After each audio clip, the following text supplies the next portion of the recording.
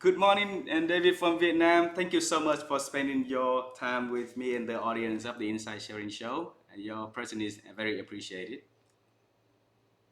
Well, thank you. I'm honored to join you and look very forward to the conversation I hope we can have in the next hour. Thank you so much. Thank you for spending your time with us. Okay, David, you are very well known in this field of organizational development, talent development, and you've been named as the father for modern HR. You wrote a lot of books that are bestseller, and we would want to ask you, the secrets that creating that make you become who you are today. So this talk features everything about you, and if you're ready, you let us know so that we can start the conversation. Okay? I'm ready. The only thing I would say is I'm not the father of HR, I'm the father of this family. So that's my family. We Wow. have four children, three children who are married, and 10 grandchildren. So that's us at Disney in December last year. So Where's Wendy? I'm the father of Wendy Yeah. where is Wendy? Where's Oh, Wendy? she's hiding. Oh, just a minute, just a minute. My wife is Ah. Wendy. I have a picture of my beautiful wife. Ah, I'm sitting here in my office with a few pictures that make it more personal. That's beautiful Hey, wife. hello Uh, Wendy from Vietnam. Hello, Wendy. She's in the other room. So I'm the father of wonderful children and a great wife and 10 beautiful grandchildren. So thank Wow, you. got a big I'm happy family. to share my story. It's not anybody else's story, but I'm happy to share, hoping I think the goal of a leader is not to tell their story, but to help other people create their own story. Wow. But I'm happy to share mine, hoping that other people can create their story as well. Yep. I think from your amazing story, that will be a source of inspiration and motivation for others to create their stories. So thank you very much for taking part of this Insight Sharing program, David. Um, Let me bring you to when you were very young time, okay? And Yeah. when you were very young, what did you dream one day you're gonna become, Dave? When I was young, I had two very good parents. I don't have problems. I had wonderful. In fact, I have a book. I have all these things I didn't think I'd share with you. How this is my children made a book that I could read to my grandchildren. This is Ah, their grandpa. That's my ah, dad. And that's my dad and my mom on their anniversary in Alaska. And these are pictures of my dad. That's my dad in his truck. Uh, and when I grew up, my dad worked for the government, and my mom was at home. And I thought, to be an attorney. I like to read. I love the books in your picture. I love the books in my office. By the way, welcome to my office if you're seeing this by video. These are books that I've done, and I enjoyed reading. I thought I'd be an attorney, ah. and so I did practice in when I was growing up as a teenager in law offices. I worked part time, and then I ended up changing that career. But that's what I hope to be. I enjoyed reading. I enjoyed learning. Uh, so what changed you from wanting to become an attorney to and get into a different field then? I was a student at the university in the Mm. United States, and I took a course and this is a long time ago because I'm so old, but it was called Mm. organizational behavior, or OB. And the professor, I should have his picture here, got my imagination. He came into the class and he said, our lives are shaped by organizations, the families we live in, Mm. the places we work, the Mm. stores we shop in. Everything we do is shaped by an organization. The clothes you're wearing, the glasses you wear, my headset. Organizations build everything in our lives. Microsoft that builds the system. Mm. And he said, I want you to go study organizations and write a paper about what you learned. Ah. So I was an English major. I'd read a book. There was an old English book called Beowulf. Mm. It's about an English author, and I was studying English to be an attorney. And I'd write a paper, and I'd turn it into my English professor, and I'd turn it into my organizational behavior professor. I cheated. So I'd write the same paper for both. And the English professor said, that's weird. And the organizational behavior professor said, that's great. Keep writing. Mm. And at the end of the semester, I had written, I think, a 10-page paper every week for 15 weeks. And he called me in and he said, "What are you doing?" I said, "I want to go to law school." He said, "Don't go to law school. Go Ah. study organizations Mm. because everywhere you live, the organization shapes what we do. It's the organizations in Vietnam where your daughter is in school, the organizations in Adecco where you've worked, the government is an organization. They just drive what we do. Mm. So I got consumed by studying organizations. Mm. And I went to get a master's degree with him. Ah. And then I went and did a PhD. And I'll finish the story.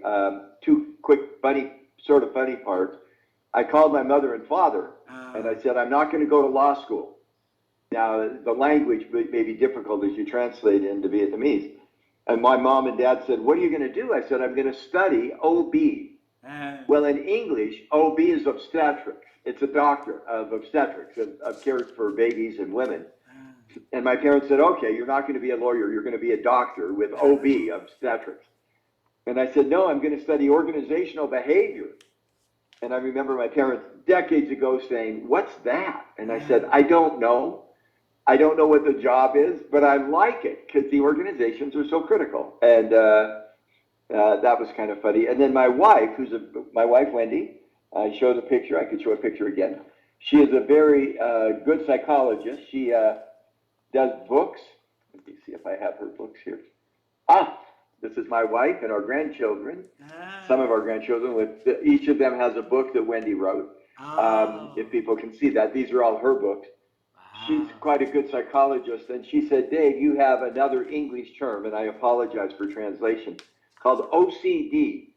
In English, that's obsessive compulsive disorder. Mm. And when he said, "Dave, you have OCD," and I said, "I'm not compulsive," and she said, "No, it's organization compulsive disorder. You love to study organizations," and that's what I do. I study organizations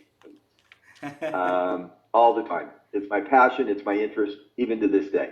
So, you know, you had a passion for learning to become a lawyer when you were very young, up until your university, and the professor back then was able to convert your hobby onto organizational psychology, right? No, organizational behavior. But then that field was very new back then, Yeah. and you entering into the new net just because you trust and advice from your professor for a few years? More or less. So Mm. well, I learned that it was a new field, but I went to do a PhD so Ah. that I could do research and theory, and I ended up doing a PhD in the field. Mm. So I learned how to do research, thinking I'd become a teacher or professor, and got into the field. Mm. I've not regretted it. It's a great field. Mm. I get to look at organizations. I mean, if I went to dinner with you in Vietnam in a good restaurant, wherever you live, in Saigon or in Hanoi, I would look at the restaurant and I'd say, I could improve the efficiency of this restaurant Mm. because I could improve how the organization works. And I've Ah. been known to call the manager over and say, I can help you do a better job running your restaurant. And my wife says, people don't like that when they go to dinner with you because you study organizations all the time. But that's what I've studied. And it was a new field. My parents didn't know what it was. I didn't know exactly what it was, but it was the intersection of business and psychology coming together. Mm. And then and your journey to become an expert in this area, how did it all started though? I don't know what an expert is, but I did my PhD, which Ah. allowed me to do research. Mm. Most of my PhD is in research. I like to study. I like data. I like analytics. I like statistics. So I did a lot of that, and and did a lot of teaching. I enjoy teaching quite a bit, and then started doing research, Mm. collecting data and writing. So I wrote a book, and I was studying English at Mm. university, an English major, and I like to write. Mm. And so I ended up writing a book and another book. I've now written a lot of books and continue to do a lot of research. Mm. And that allows me to explore and to study and to get ideas that I hope will have a difference. Wow, you've been writing a lot of books already, but I think the first book always is something that normally we will remember when you, when you decided to do it, that because that is is a very hard work to do, to a lot of Yeah. people. So if I can bring you back into when you first writing a book, your first book, what happened back then? How did you get the Now, motivations? it, it was interesting. I was working, I've done a lot of books, and all but I think two books have been co-authored. So I enjoy working with other people to learn from them. Mm, And my colleague Dale Lake and I were doing work on organizations and trying to rethink, what does an organization really look like? mm, And most people talk about organization as an organization chart with roles and responsibilities, and you have boxes. And we tried to say that's not what really makes an organization unique. It's not the roles, it's the capability. It's what it's known for and good at doing. So our first book was organizational capability. mm. Um, Dale and I did the book, and the funny story, it was my first book. He'd written another book or two, and so I was working with him. And it was funny, on the dedication page, I don't know where the book is, it's on my shelf somewhere. We made up a dedication page. Mm. My wife is Wendy, his wife is Jerry, and we made up a fake page. And it said, to the women of our lives, Wendy, Jerry, and Susan. And we added Susan as a joke. Mm. So we're out to dinner, and we're showing our wives the draft of the book, the galley, the thing. And they opened it up and said, to the women of our lives, Wendy, Jerry, and Susan. They said, who is Susan? Who is Susan? And, and by the way, I thought that was funny. They did not think that was as funny. And there's no Susan. There was no Susan at all. But we just made that up. But it was a fun book to write because it kind of redefined the way to think about. I like big questions, and it redefined how to think about an organization. Mm. When you think about Adecco, and people say, I really admire Adecco as a company. They've had great employees since 2011. They've hired brilliant people. That's you. That's And I'd say at Adecco, how many levels of management are there? And most people would go, I don't know. And I don't care. I don't care what the structure is at Adecco. I have great admiration for Adecco because of what they do. mm. They serve their customers. They make their employees feel better. They're innovative. They manage costs. They manage quality. Well, what they do that makes them successful is their capability. Mm. And I don't care what the structure is. They could have 10 levels or 5 levels. What I care is what they're good at and good at doing. And so we wrote a book that's a different way to think about organizations. Wow. And in your lot of works, I've been seeing a lot of articles that use the term redefine. And to me it is that if there is something is not right, then we have to define and redefine the right terminology, the right way of doing things. So why did you have the fascination in pushing the boundaries and reestablish something new and right? What I love to do is look at a problem Mm, and then find a different way to solve the problem. mm, So back then, people were saying, how do we build a good organization? How many levels of management? What's the number of people that should report to the boss? And I go, I don't really care about that. What I care about is what the organization's good at doing. mm. Are they good at customer service? Are they good at innovation? Are they good at collaboration? And so for me, that's redefining. I don't think the other world is wrong, Mm. but I think we have a different way of thinking. I got to ask you, what brought you into talent management at Adecco? Let me learn from you. What Mm. was your passion in your career? I don't know if your guests have asked you questions, but I'm going to ask you a question as well. What was your passion? What got you to look at people and organization, and then to work at Adecco, and now to have your own consulting firm? What was your passion? I Mine is organizations. I love working with people, and I had a chance. I had a lot of chances meeting a lot of amazing individual, and I can see the good side, the bad side, and the best side of them also.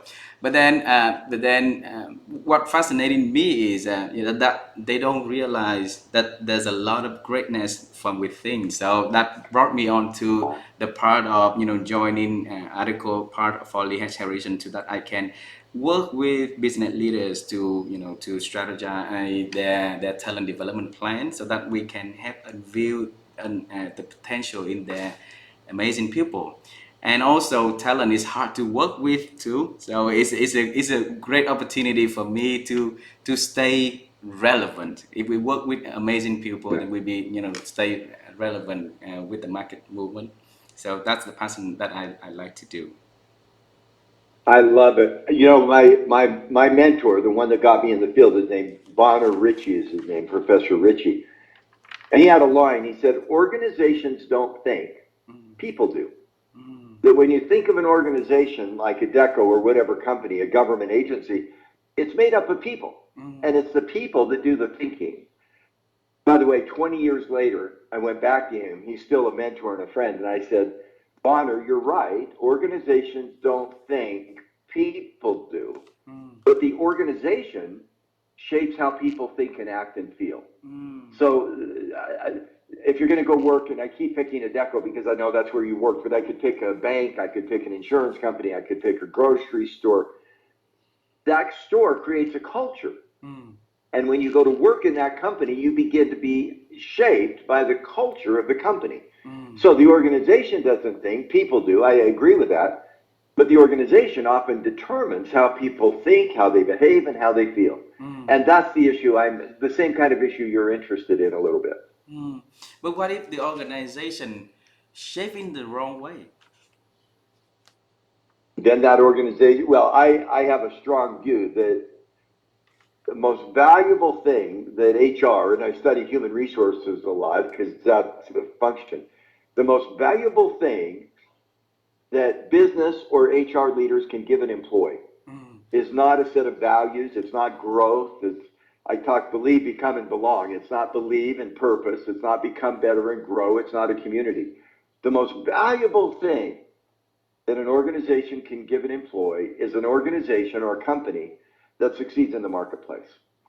If your company doesn't succeed with customers and mm, investors in the marketplace, it doesn't exist. And so I like your point. If the organization is not doing the right thing, which allows it to succeed in the marketplace, mm, then it's going to go out of business.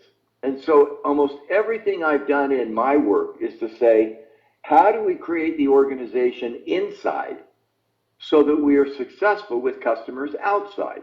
mm, And we've written some books called Leadership Brand, What Makes an Effective Leader. mm, It's not just that you have strengths, it's that your strength will strengthen your customers. It's mm, not that just you have a set of values, it's that your values will create value for your customers. And so I've argued, and your point is so well taken, if an organization doesn't succeed in the marketplace, there won't be a workplace. mm. And that's not very humane. And so that's the kind of work we've been trying to build the connection between caring for our people and being competitive in the workplace. Mm. That's very interesting, and I would like to play a devil advocate role into this one just to explore it a little bit further. Would you let me to do that? Of course, of course.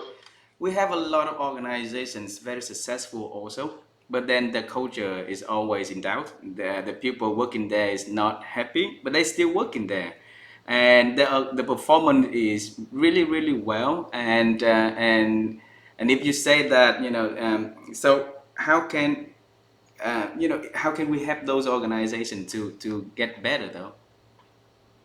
My sense is those organizations may be successful, but they're going to be a short term success because Mm, when those employees who are a toxic culture, a toxic, negative, bad, mm, they have a leader who mistreats them.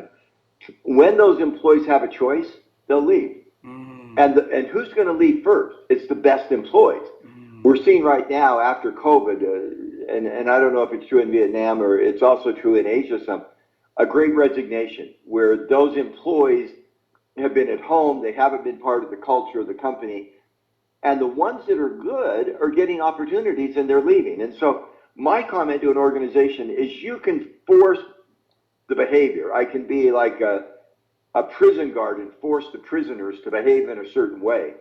But what's going to happen is when they have a choice, they'll leave, and that organization face that risk. I think one of the greatest risk of an organization is the management mm, that mistreats their employees because they'll lose those good employees. The bad employees who don't have a choice will stay. mm. The good employees who have a choice will leave and go find a better organization. And that's the logic that we see. Sometimes that doesn't happen quickly. Sometimes an organization builds a great product or service, and the innovative product sells itself without the people. But over time, it's the people who create that product, and the good people need to be encouraged to stay at the company. Wow, you brought on the term the word resignation, and that actually scare us in here because we see the number of people resigning in the US or in other region is significantly high. So if that's the case, does it mean that organization has a lot of issue in that region of the world or what? I think to me, and Mm, I'm not sure I have the right answer. mm, It's going to be a bit of a temporary blip. mm, I'm working with a company right now that created a vaccine, mm, or not a vaccine. It created a test for COVID. It's got the PCR test. mm, They've grown from 3,000 employees to 8,000 in the mm. last 2 years. So they've grown very quickly. Wow. I talked to their HR head, and he said most of those 8,000 and 5,000 new employees, from 3,000 to 8,000, they've never been in the office. They've never been in the company. They've all worked at home. Mm. Well, they have very little loyalty. I mean, their loyalty is to their Microsoft Teams, because I'm loyal to my computer.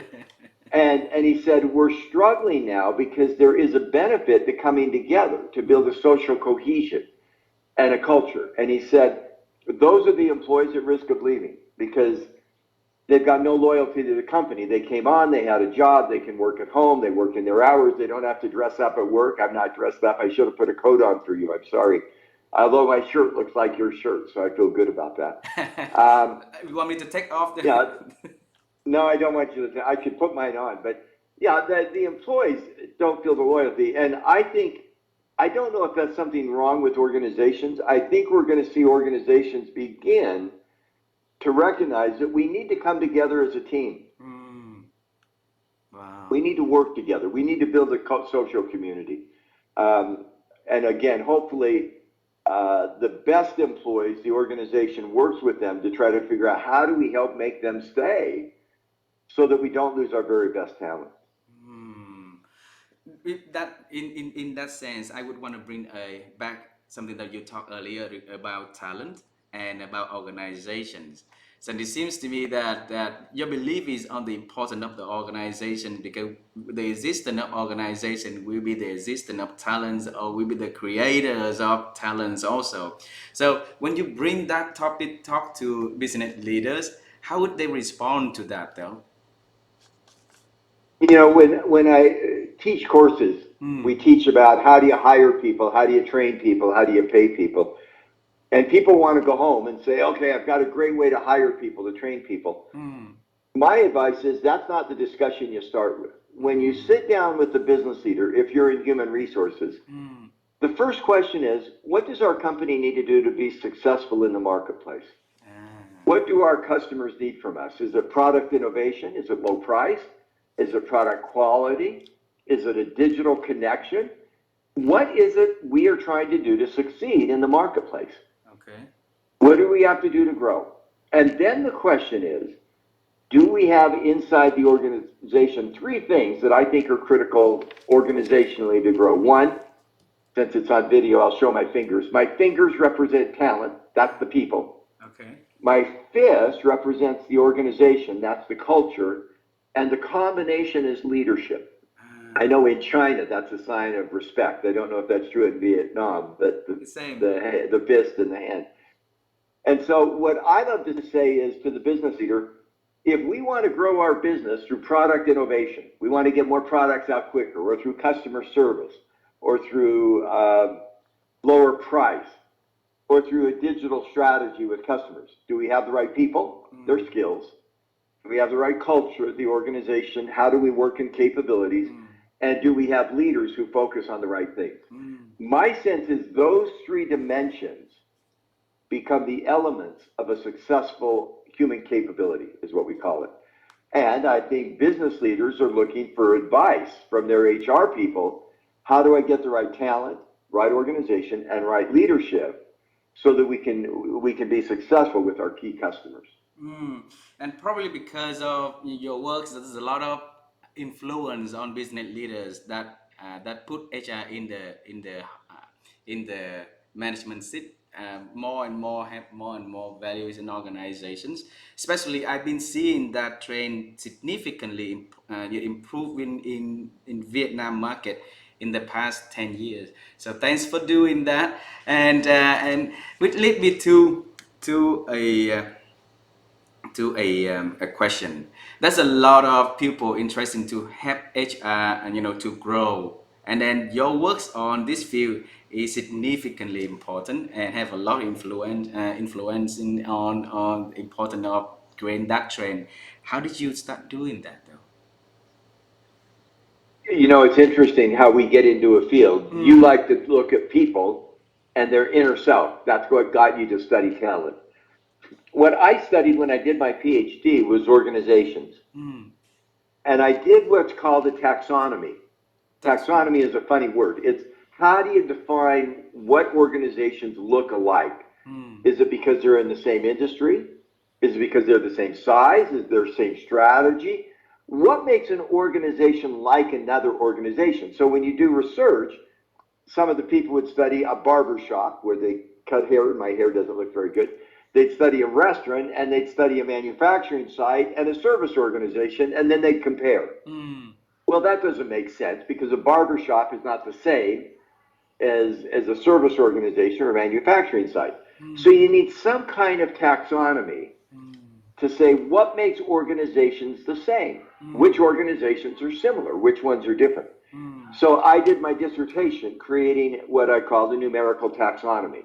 mm, Statistically, what makes organizations more alike or less alike? Is it their strategy? I want to grow through innovation.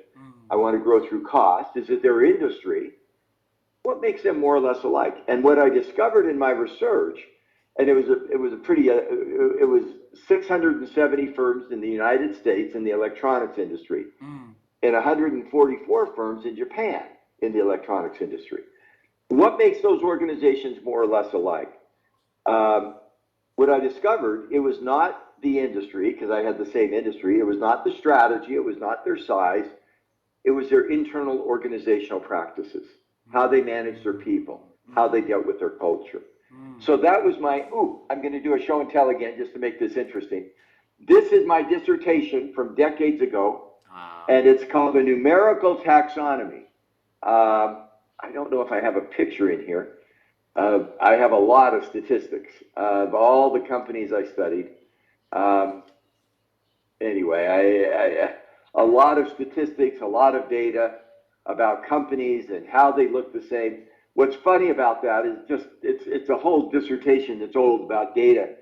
When you did a dissertation back in the 1980s, they would try to sell it. Mm. So there was a company in the United States called University Microfilms, and a year after my dissertation, they sent me a check, Ah. and my dissertation had sold, and I made $11.85. So for 1 year, 2 years of work, I got paid $11.85, and I decided to keep the check. I couldn't cash the check because it was, but that's what I studied theoretically was what makes organizations alike, and it's their internal processes, their people Mm. systems. Well, that's human resources. I mean, that's talent, organization. Oh, my screen is frozen. Yeah. And leadership. Let me see if my screen comes back. That's weird. I can hear you, but your screen is Uh, frozen from the check. So probably they want to they want to show the people the check for $11. yeah, let me. I don't know why that's frozen. I haven't had that happen before. So Yeah. let me turn my camera off and Yes. on again and see if that. Oh, there I'm back. Okay. Huh. Hey, So hello here's the again. check for $11. I got $11. Wow. Anyway, You got but so $11 for 40 years, 40 something years, huh? yeah, yeah, it pays me $11. That's what is that 20 cents a year for 40 years. Um, but that's what I study. Is I Mm, study kind of those kinds of problems mm, and keep writing. I got to ask you. what continues to give you passion in your work? You've done this work at Adecco for 10 years and consulting for two or three. What keeps your passion up? I know what keeps my passion alive, Mm. but what keeps your passion alive? I think the seeing the growth of our organization and the clients' organizations are keeping me alive, and the changes, it's very significant. There's a lot of change year after year from the way they do and the way we have to change and the learning that we can bring to the table. So it's a whole combination of value we add to one another, and that is exciting. For me, I love to learn. I Mm, love problems that are new. I mean, mm, how do you manage in a COVID? How do you manage when people work at home? mm, That's a very good problem. It's a fun one to learn. But I like to learn. I teach lectures, I do webinars, I do seminars, and my rule of thumb is about 20 to 25% new material every year. mm. So every year, when I teach the same class at the university, I should have 20 to 30% new handouts, new material. Ah, That's a lot. At mm, the beginning, they say, oh, that's not very hard. Yeah, that's a lot because you got to keep reinventing ideas. mm, And then for me, the other side is what you just said. I want my ideas to have value for someone else. mm, How will what I know help you? And so I call them my idea friends. mm. Um, my idea friends keep me awake at night. Last night, I was coaching today a president of a large university in the Mm, United States, 40,000 students. And I was thinking, what can I say that would be helpful to her as she goes through the next step in her university? mm, And I have my idea friends, and I mm, like my idea friends are very nice. mm. They're sometimes nicer to me than my other friends, so I like my idea friends. And then you are ranking it at the top 10 most innovative and creative leaders, right? And then a lot of people cannot even think of ideas. But then, if you have an ideas friends and the idea friends and you keep on generating new ideas and stuff like that, how did you come up, how could, is there any secrets that you can share with the people so that we can I'll tell expand? you what I love to do, and I'm going to actually show you. When I sit with people, Mm, I often let me show you some examples. Ah, I often, and I'll show you. I was talking to you, so this is my notes. mm, On this side, I'm taking notes about what somebody said to me, what's ah, happening. I draw a line here, and on this side, I'm trying to say, what are the principles or the ideas that somebody talked about? So ah. this is, I have notes in our conversation. So here's what we talked about to begin, Uh-huh. and here's some of my comments based on what I'm learning from you. And Ah. so this is the discussion. This is my lesson learned. And I do that on almost every meeting I'm in. This is the dialogue, and this is the idea frame. Wow. And I often organize the ideas into little buckets and boxes, and I have found that really helpful. Again, every page of my notes. Here's the conversation. Here's the ideas. Ah. Um, here's here's the conversation. Here's the ideas in three buckets. So I constantly am listening. What's the idea, and what are the buckets that that idea fits in? Ah. That's the work I enjoy doing with you. I have some ideas that you taught me already. Here's my page with you. I'm still thinking about what the ideas are, but you taught me about Adecco and talent management, about Asian operation, about Vietnam's growth through service and retail. And I'm over here thinking, wow, what does that mean in terms of meaning and values and principles? Mm. And so I'm always trying to find the ideas that people will find helpful, Mm. and that's what I do to learn. And then Wow. after I fill out a whole pad of paper, and I'm just about done, tonight or tomorrow I'll sit down. This has been about 2 weeks of paper, 3 weeks. I'll summarize that in a computer file and Wow. say, here's some of the new ideas. And then when I write a book, I go back into that computer file.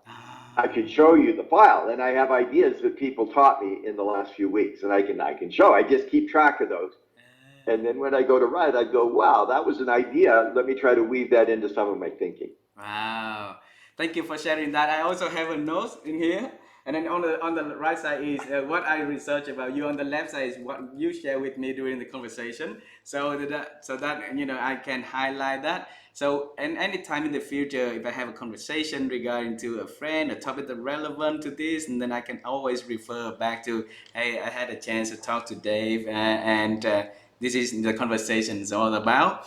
And coming to that, my consulting firm's name is Ideas Execution, and the reason for that is I saw a lot of my friends for 20, 30 years constantly talking about ideas. They want to do this, they want to do that, but then the insight was never brought into actions, and the aspirations never taken to action. So the idea is always on the paper.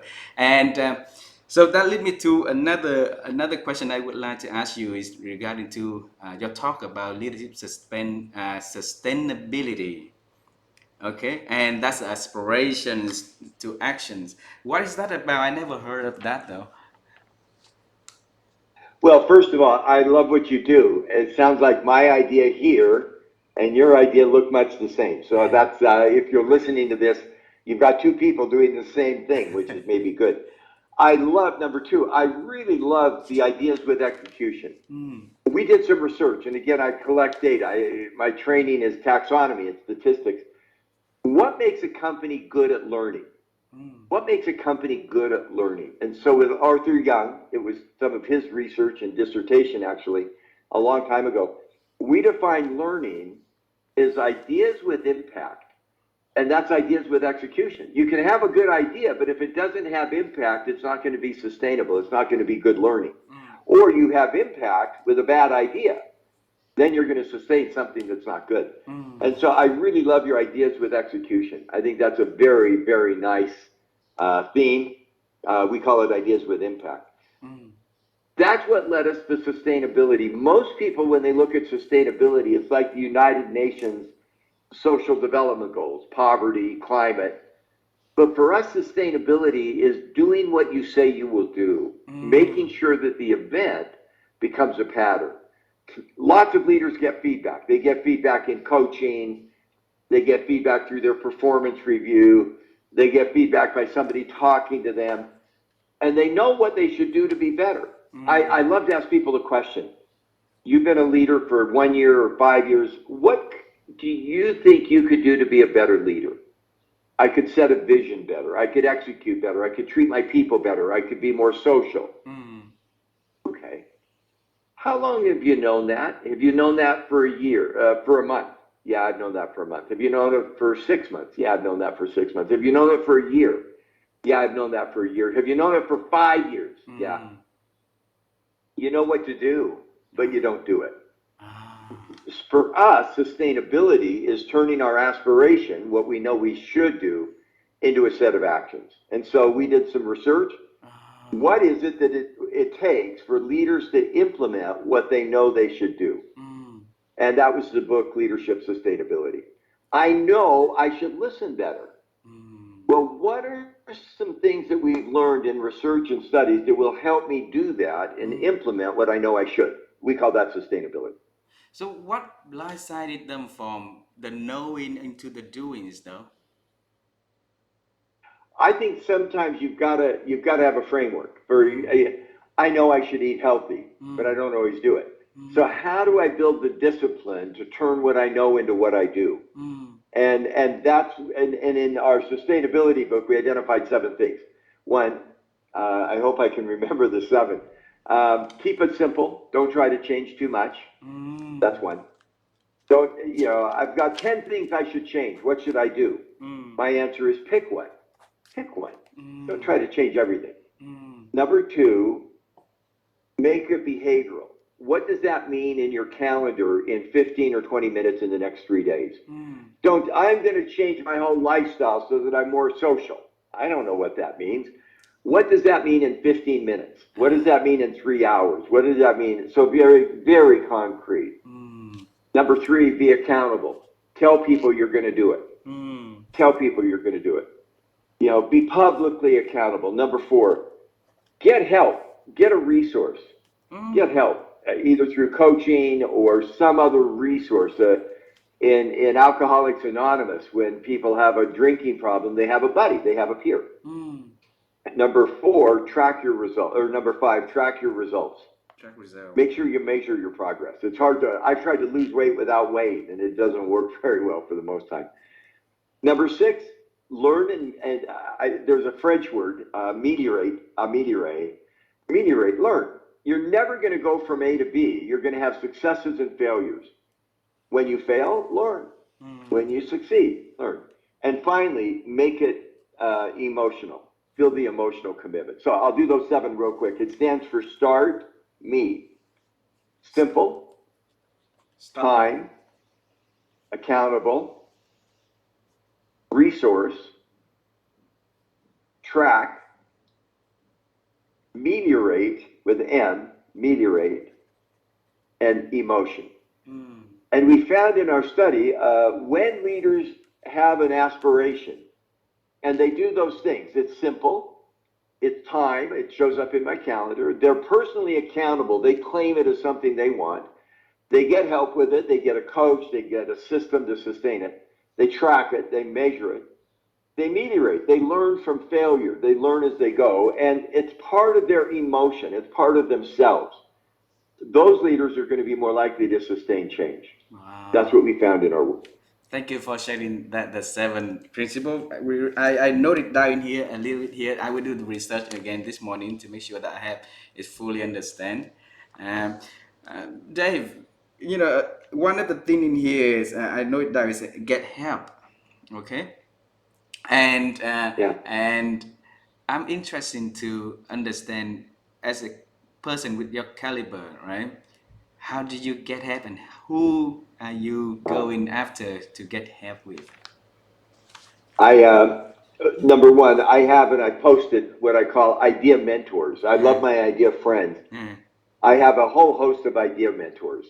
uh, And for me, an idea mentor is not someone who has one idea, but they have a stream of ideas. Generally, they've written 3 or 4 books. mm, Um, C.K. Prahalad was an idea mentor to me. mm, Um, Gary Hamel is an idea mentor to me.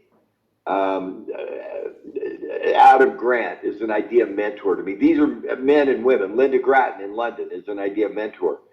They've written a number of books, and I really love their ideas. I also have a network of friends who are so, I hope everybody has, a best friend who I mm, can say, this is what I'm thinking, and they'll tell me the truth. They'll ah, say, Dave, that's a very bad idea.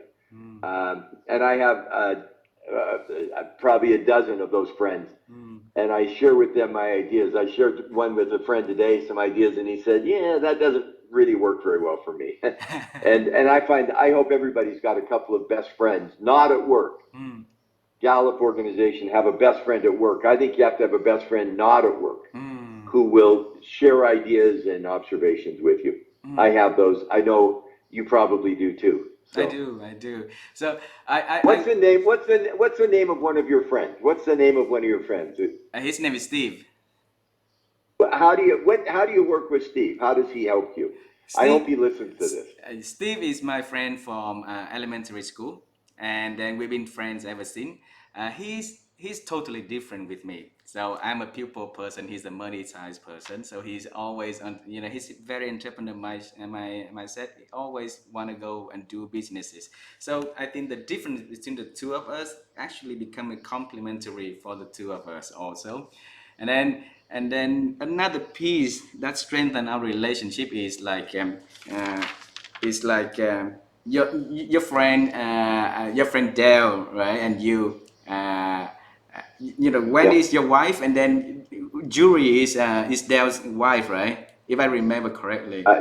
Jerry, very Jerry, good Jerry, memory. Yes, Jerry. very Okay, good memory. okay. So Steve and I have our wives are friends also, and they are also in different worlds. So the four of us becoming very click, and when we have a conversation, we have good arguments. We have good ideas for business and good execution, and because when we sit together and we share that, and then one another will argue until we get into a point. And he's my best friend. Okay, and another best Isn't friend, I that think. wonderful to have a best friend? That's wonderful to have. Thank Mm, you. Thank you for sharing. thank you for asking. Another, yeah, another one. What's another one? You said another. I think another best friend of me is my wife. So I was going to say my wife is my friend, yeah, she's and my we best don't friend. always agree, and I think that's actually quite helpful. So Mm. wonderful, How about wonderful. you? I have friends like the same. I have 3 or 4 friends. Wayne is a friend he and I were PhD students together decades Ah, ago. So we shared an office. ah, Um, I went to teach at the University of Michigan in the United States. He went to Indiana. ah, 2 years later, I got us at Michigan to hire him. ah, So he's been a professor at Michigan almost as long as I have. ah, And we've written books together. We've been friends, and we're socially friends as well. So, ah. and I have a partner I've been in business with for 25 years, and again, we're good friends, and we don't always agree. We're disagreeing periodically on things, but that's okay. We Mm. respect each other, and like Steve and his wife, Yep. it's good to have very good friends. Thank you for sharing. I want to ask you one last question. No, two last questions. Okay.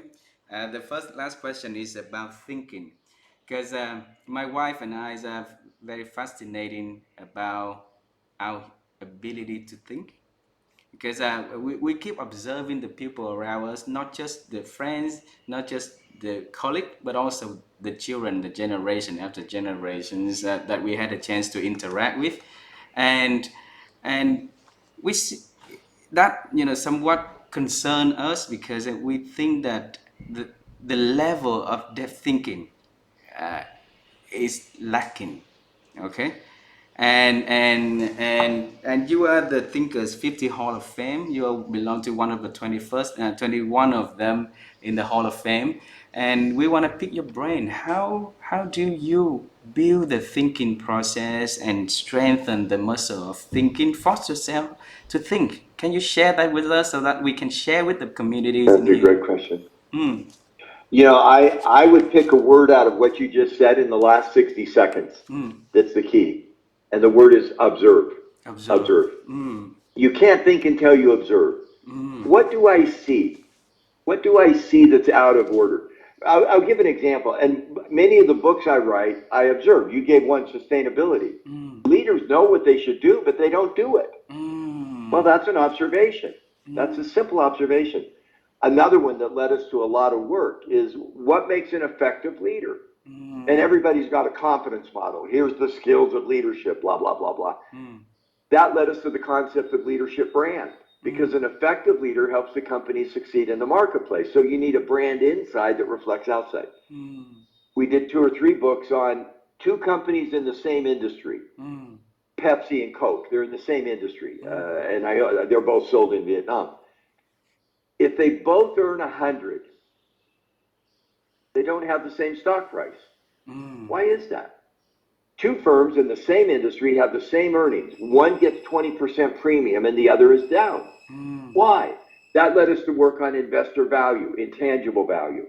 The investors give the 100 of one company a premium and they don't give that to the other company. So what I love to do is observe. Ah, What do I see? I'm seeing right now with you, the next generation. They're changing jobs more than they've ever seen it before. Why mm, is that? What is that? And is that a risk? Is it bad to change jobs for the company, for the employee? mm, One of the things I've just been observing and listening, I think the next generation, those born after 2000, I think they've grown up in a time, and I'm not sure if this is as true in Vietnam, where there's a lack of trust. We don't ah, trust government. We don't trust religion. We don't trust television. And I think that group, having grown up with a lack of trust, is out saying, so what is truth? What mm, is the right way to do things? And they don't have a good answer for that. And mm. by the way, that's when I've been observing lately. I'll probably write something about that in the next few weeks, Wow, wow. because I try to observe. And Mm, that's the word that I'd circled, Ha, from you and your wife observe. mm, We observe our children. We observe Steve and his wife and their family. I observe the companies where I work. I observe the television. And when I observe things, I go, what just doesn't feel quite right? What's different about that? And then think about it. That for me is where the thinking comes from. It's Mm. very, very good observation. But if somebody don't have that ability to observing things, where can they do the baby step to start to build that strength though? Yeah, I'm going to go back to where I started. Observe the organizations where you live and work. What do you Mm. see in your family? What do you see that's different between you and the family of Steve and his wife? How are we different? Mm. And observe simple things. What are the routines at dinner? Ah. I mean, that's pretty simple. Do we, on Sunday, whatever the weekend day, do we have family to dinner? Where do people sit? How do they eat? Do they pray? Do they not pray? Mm. How do they handle food? Do they eat a lot? Do they eat a little? How do they talk? Mm. Just observe your family versus somebody else's family and start with really obvious things. And then observe let's say you buy food in stores in Vietnam. Go to two different stores. Mm. What did I see? What did I feel? Mm. One store I felt comfortable. The other store I didn't feel as comfortable. Why is that? What did Mm. I see? What made the difference in that? Or a restaurant. Ah. We all have a restaurant we like to go to. Why do I go back to that restaurant? Mm. Well, I know the people. I know the menu. The people greet me by name. Ha, it's nice to see you again. Thank you and your wife for coming. And I observe what drives me and what the organization does that makes that work for me. Mm. In a restaurant, the organization says, when Ha and his family come, you'll always serve them and you'll have the same waiter or waitress so that they feel comfortable in your restaurant. Mm. That's a simple organizational practice. They get you to come back more often. So I'd encourage people to observe. Mm. Watch a movie. Ah. How did the organization get reflected in the movie? Read a book. How did the organization get reflected? I wrote papers back decades ago on Shakespeare, Ah. King Lear, and how he used power in Shakespeare.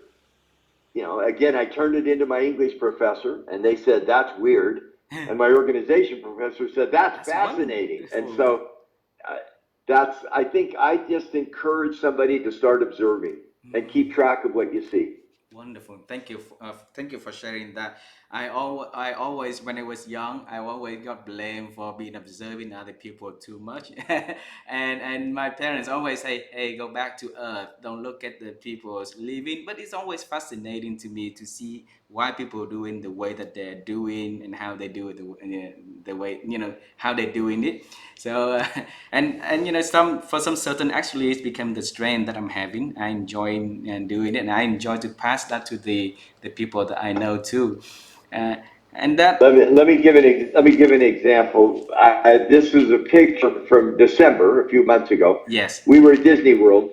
Our granddaughter, our oldest granddaughter, happened to have a broken foot, so she was Mm. in a wheelchair. She couldn't go on the rides. So she and I sat while all the other members of the family did the rides. And I said, what do you see? What percent of people are wearing Mickey Mouse ears? What percent of people are wearing a shirt? Are they old people? Are they young people? Ah. And while everybody did the ride, she became a mini organizational observer that I kept testing her. What did you see? What did you see? And she said, Grandpa, stop that. But I think we can learn to observe, who's wearing the Mickey Mouse ears? Who's wearing the t-shirt? Is it old people? Is it young people? Is it family? Is it single? Mm. And then to say, so what would that mean if you were Disney trying to create an ad campaign? Who would you target it for? What would you say to them? Wow. And by the way, at the end of 2 days, she basically said, I hope my foot gets better so I don't sit in a wheelchair and have to listen to you teach me all those things again. But I think we can learn that skill. And it sounds like your parents allowed you to develop some of that skill that was helpful for you. How's her leg now? It's good. It's good. What's her It's good. name? This is Marin. Mary. I hope I can name all my grandkids. That's Marin. And Marion. she looks almost disabled, but she's a brilliant, brilliant young woman. She just broke her foot. And Mm. by the way, it was great for me because the whole day I got to push her wheelchair, so I didn't have to Ah. walk without help. So I got to push her wheelchair. And she had a great day. It's Thank you. Marion. Marian. Marin. Maren, like Karen, Marin. Marin. Okay. M-A, Please yeah. tell Marin that we also say hi, hello from Asia. Okay. Oh, my I will. She'll love that. my last question for you, Dave, today is we understand your past already. We know the journey that you've been through, and we are excited to know the journey that you're taking ahead. Also, is there anything exciting that you are doing that you wanna share with us and the audience here? I'll do two answers. I Mm, think in the last 2 years, we've discovered uncertainty that mm, we've never seen before. mm, When are we going to go back to work? When will we stop wearing masks?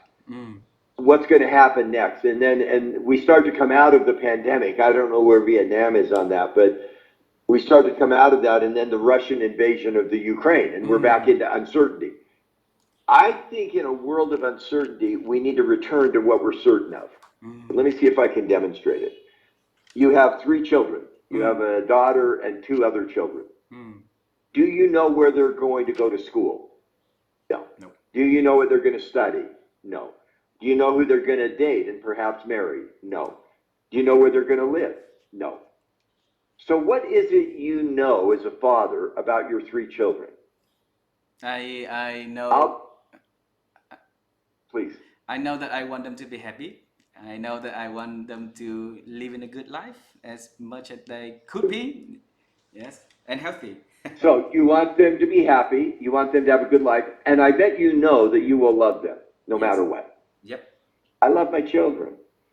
By the way, I think in a world of uncertainty, when we don't know what our future is going to hold, Mm. go back to the few things we do know. So Mm. when you talk to your daughters, I know that I want you to be happy. Mm. And I know that I will love you and I will Mm. care for you. Mm. I don't know where you're going to live. I don't know where you're going to study. You could Mm. live in America. You could live in Australia. You could live in Cambodia. That doesn't matter to me. But you Mm. need to know that I want you to be happy and that I will care for you. When I Mm. look at my future, there's two things I know. Mm. I will continue to learn. Mm. I'm committed to learning, my idea friends. And I'm going to try to learn things that are helpful to other people. That Mm. may be books, it may be webinars, it may be interviews like this, but I'm going to learn to create value for others. That's Mm. what I know. Now, that's number one answer to your comment. In a world of uncertainty, focus on certainty. Mm. Number two, I am doing I like research. We've done three major research projects in the last 2 years Mm. to look at data and evidence that helps people have a better experience in their organization so that their customers and investors will have a better experience. And that, I think, creates a virtuous cycle. Mm. That if we help people and culture, talent, organization, and leadership, my three, Mm. when we can build those things, we Mm. can create organizations that will help people, Mm. people help organizations, and customers and investors get benefited. And Wow. that's the work that I'm going to continue to try to pursue through Wow. research. Wonderful. Thank you so much for sharing. I have never heard the term investor experiences. So we heard a lot about consumer experience, employee experience, organizational experience, but the investor experience is something very new. So I've noted here also is the idea that that's worth to think. Dave, thank you so much for the hour that you spent with us. That means a lot to me and to the audience of the Insight Sharing program.